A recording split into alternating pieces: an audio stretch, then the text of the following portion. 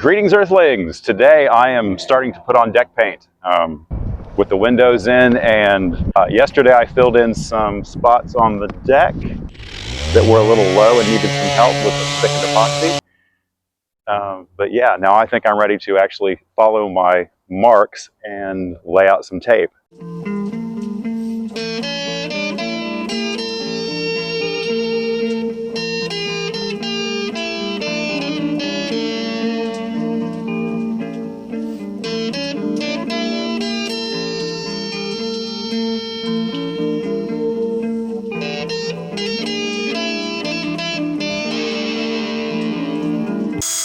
This gallon of deck paint was left over from a friend's boat project, and he donated it to me. Thanks, Neil.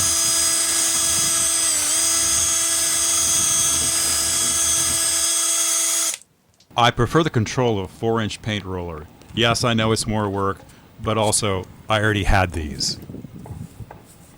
And I'm saving the paint for the escape hatch for a later date, after I fix the hardware.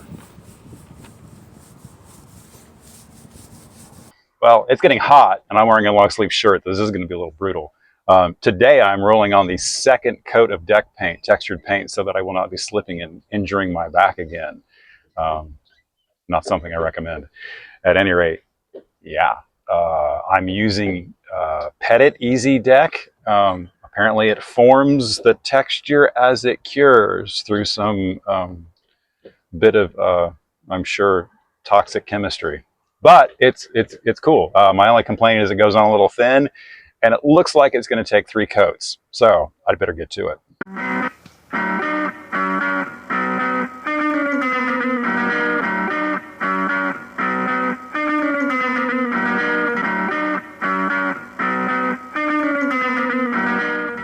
Well, today, before this weather possibly gets here, I'm going to peel all the tape off because I've got 3 coats of deck paint on the boat. So pretty much done. I think I have just enough left over to the cockpit floor later on next week.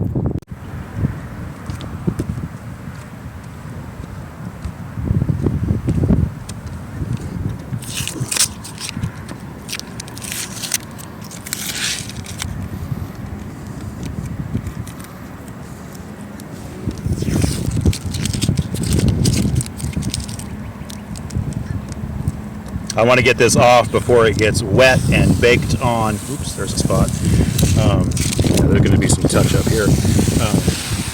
Before this tape gets baked onto the deck and takes paint and leaves a lot of residue behind.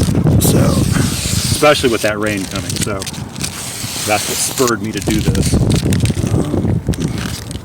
Okay, I'm happy with the way that stripe came out, yes. Okay. And the texture is pretty good. It's very grippy.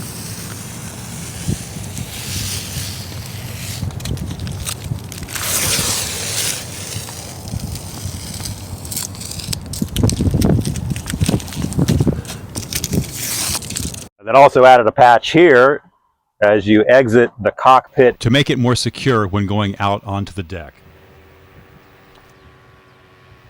As I was out on deck working away, I heard a buzz of a gasoline motor high above me. Paraglider, using a gasoline motor to power their sail across the sky.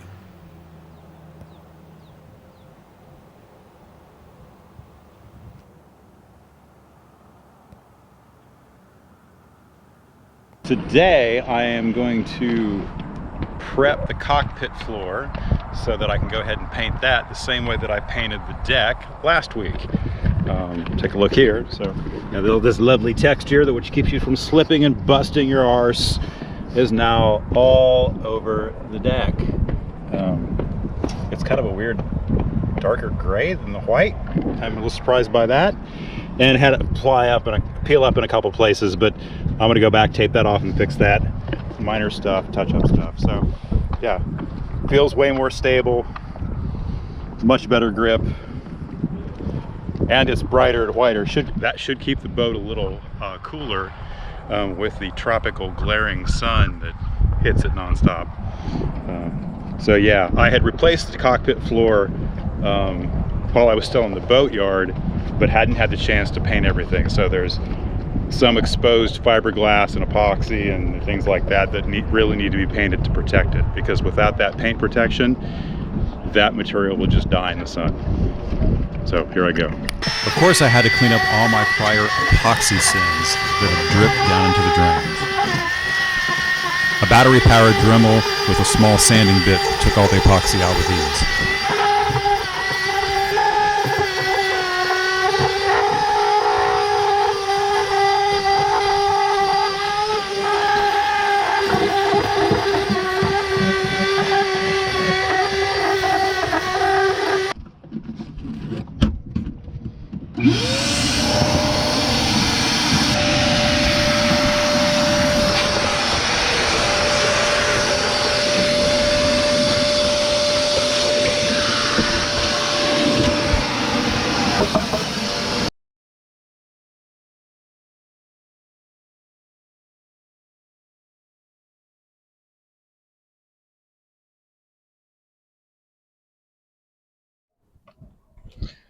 Well, between the now daily afternoon rain showers and thunderstorms, I managed to get the rest of the deck paint on, which I'm pretty happy with. There's some spots I need to touch up, but I'll do that as I've got time and the weather allows.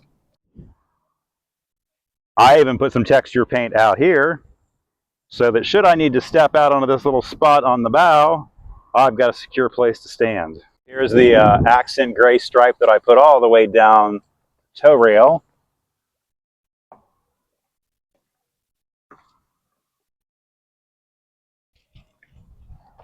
And I've got all of the deck covered so that it's much safer, including a nice little Art Deco treatment. I had to put the 45-degree angle in. It's kind of the theme. Here's the tow rail. It's all been painted in gloss, so it will shed water off and drain right down off of the deck. So it's already gotten dirty from the rain, but here's the texture paint in the cockpit. And here's the new floor that I put in the boatyard. All textured, all safe, with slick white paint down the runnels to the drains. While I've been here, I've also made myself a bit of an extra sail cover. So this just protects the front of the sail from UV exposure. And wow, the wind is really starting to pick up. We must be getting that afternoon thunderstorm. Really, my goal is to cross the Caribbean. A couple things have changed since I last made that statement.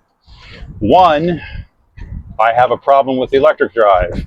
I had to replace the encoder chip in the back of the motor some months ago, and the performance on that unit has continued to decrease to nothing. I'll have the motor running at like 1200 RPMs, and I'm just barely dragging along. And it wasn't because the bottom was so dirty, it was that the thing is just not working right. So I've contacted the company that I bought the motor from, 23 emails back and forth. They tell me that they will be sending me a computer and a cable to reprogram the Sevcon 4 controller. So hopefully that happens soon, because I'm sitting here in Florida during hurricane season without the easy, speedy ability to move the boat. I mean, I can, but it's just very sluggish. It's very slow. So if you crawl back to the last episode when I had to stop by that bridge, that was part of the reason, because I did not have enough horse, enough juice coming out of that electric drive to actually get me through safely. And I had to wait till the tide went to slack. Number two, the Bahamas has completely re-geared their entire cost structure for clearing in. I had actually paid up in February. I had done all the paperwork, filed it online, done all the stuff, everything was good to go. I just needed to get ready to go. But then some stuff happened, the mainsail had to be replaced and all that good stuff. Now it looks like that cost to get in is close to $500 or $600 as opposed to $175 for the 3-month period, and an AIS is required. I assume that means a sending and receiving AIS, which is kind of a cost hurdle. We'll see. It looks like they almost made an active decision to just do away with a third of their cruiser community. So we'll see where that lands. I may be able to go ahead and get around that technologically and get that sorted, but that's going to take some doing.